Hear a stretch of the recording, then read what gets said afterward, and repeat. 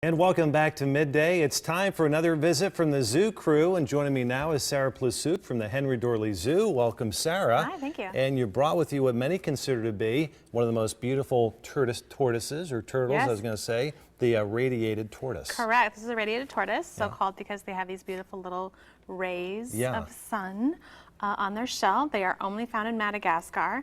And unfortunately, this is one of those many species that just a few years ago, we thought there were so many of them, there's no way that they could be endangered. But now they're becoming much, much more difficult to find. Yeah. And this is a species that we could actually lose from this planet if we don't. Is that because of poachers? Poachers, yes. They're very prized for pets, which, you know, people love them as pets, but if they're not in the wild doing what they're supposed to do in the wild, it doesn't really help. And then also the bushmeat trade, too. Oh, wow. I thought they would maybe go after the actual shells. They do go after the shell as well, and that's kind of why they're more prized as pets, not so much for the meat product.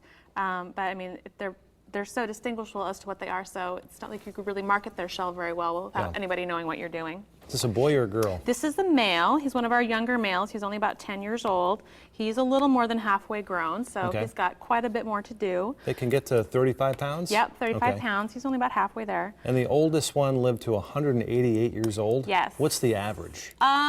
Honestly, they're a species, one of the many species that we just haven't worked with enough to really know what an average lifespan is. But you know, they should easily reach 75, 80 years. But they do have the potential to get much, much older. So a young guy right here. Yes, he's just a young one. Beautiful, beautiful turtle, really is. Beautiful. All right, a lot going on at the zoo. First of all, Teddy Bear Weekend. Yes, Teddy Bear Weekend, very popular event.